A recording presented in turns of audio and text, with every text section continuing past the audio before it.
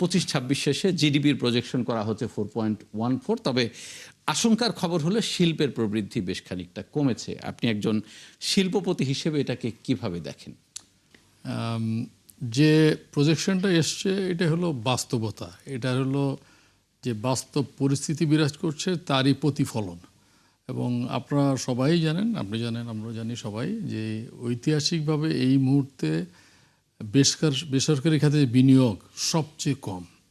তো বিনিয়োগ যদি কম হয়, তা বিনিয়োগের সাথে তো আপনার হলো উৎপাদন জড়িত, উৎপাদনের সাথে কর্মসংস্থান, মানি সার্কুলেশন যেটা বলে, এটার সাথে হলো আপনার জিডিপির গ্রোথ সরাসরি সম্পর্কিত। সো বিনিয়োগ যদি না হয় তাহলে এই জিনিসগুলো তো হবে না। তো বিনিয়োগ কেন হয় নাই? বিনিয়োগ আমরা করতে পারি না বা করছি না কেন? আনসার্টিনিটি। আমাদের যে সমস্যা আছে, একটা হচ্ছে লোকাল আর একটা হলো ইন্টারন্যাশনাল। ইন্টারন্যাশনাল তো আপনাদের কোভিড, রাশিয়া ইউক্রেন যুদ্ধ, তারপরে middle east crisis, and then এরপরে আমাদের আসলো যেটা লোকাল বলেন আর হলে মানে বৈশ্বিক বলেন, সেটা হচ্ছে ইউএস ট্যারিফ। এই সব কিছুর উপরে যেটা আছে আমাদের পুয়ার ইনফ্রাস্ট্রাকচার। এই সব কিছু থাকার পরেও আপনি যদি দেন আমাকে আনইন্টারাপ্ট এনার্জি অ্যান্ড আপনার যে ইন্টারেস্ট রেট সিঙ্গেল ডিজিট বা 10%, এটা যদি দেন, তাহলে কিন্তু বিনিয়োগ হবে। কারণ এই বৈশ্বিক চ্যালেঞ্জ মোকাবেলা করার যে যে আমাদের যে সক্ষমতা, এটা আমরা অতীতে দেখেছি। বাট এই মুহূর্তে সবচেয়ে বড় সমস্যা আমার কাছে প্রশ্ন করেন, এটা হলো এনার্জি। সেকেন্ড কোশ্চেন যদি করেন, আবারও বলবো এনার্জি অ্যান্ড ইলেকট্রিসিটি। এটা না থাকলে তো আপনার এই যে বিনিয়োগ করার পরে, আজকে আমি বলেই ফেলি নাম, অনেক নাম বলতে পারি, তো বড় নামটা বলি, যেমন সিটি গ্রুপ। সিটি গ্রুপ হলো বাংলাদেশের সবচেয়ে বড় যে গ্রুপগুলোর একটা, এবং তাদের যে ক্যাশ যে হলো ফ্লোজ ভেরি স্ট্রং ছিল। শুধুমাত্র তারা যে ইনভেস্ট করছে এবং ইনভেস্ট করার কারণে যে গ্যাস কানেকশন পায় নাই, না পাওয়ার কারণে, one of the biggest reason, আরও রিজন আছে, সো এখন তারা স্ট্রাগল করছে। আশা করি তারা ওভারকাম করবে। সো আপনার প্রশ্নের উত্তর যদি বলি, এই যে প্রতিফলন যে গ্রোথের যে এটা কম, এটা হলো বিনিয়োগ স্থবিরতার কারণে। মাঠ পর্যায়ে যে বাস্তবতা। আবারও আসবো আপনার কাছে ডক্টর আব্দুর রাজ্জাক। এই রিপোর্টেরই আরেকটা সূচক যেটা খুশি হওয়ার মতো, যে বাংলাদেশের প্রথমবারের মতো জিএনআই $3,000 ছাড়িয়েছে, আজকের রিপোর্টই আমরা দেখলাম।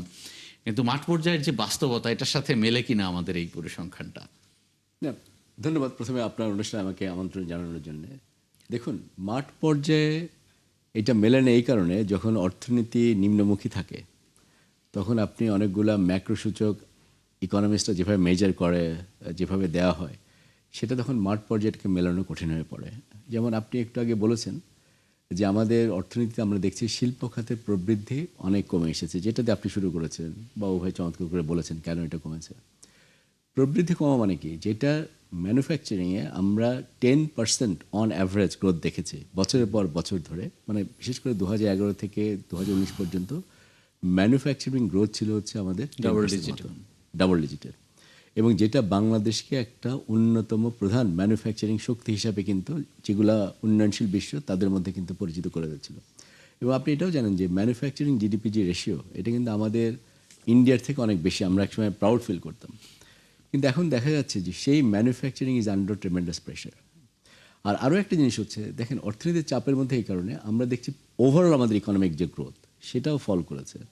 জিডিপি আমরা একসময় 7% রেটে গিয়েছিলাম। হ্যাঁ, সেখানে প্রশ্ন ছিল যে কিছু হয়তো সেখানে ওভার এস্টিমেশনের ইস্যু থাকতে পারে, কিন্তু তারপরেও আমরা বুঝতে পেরেছি ইকোনমি অ্যাক্টিভিটিস দেখে যে ইকোনমি গ্রো করছে, সেটা কিন্তু এখন কমে গেছে, খুবই স্লথ হয়েছে আর কি।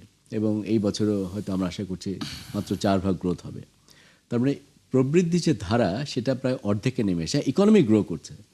কাজে ইকোনমি যতখানি গ্রো করতে থাকবে, আপনার দেখাবে যে হয়তো পার ক্যাপিটা জিডিপি আপনার বাড়বে।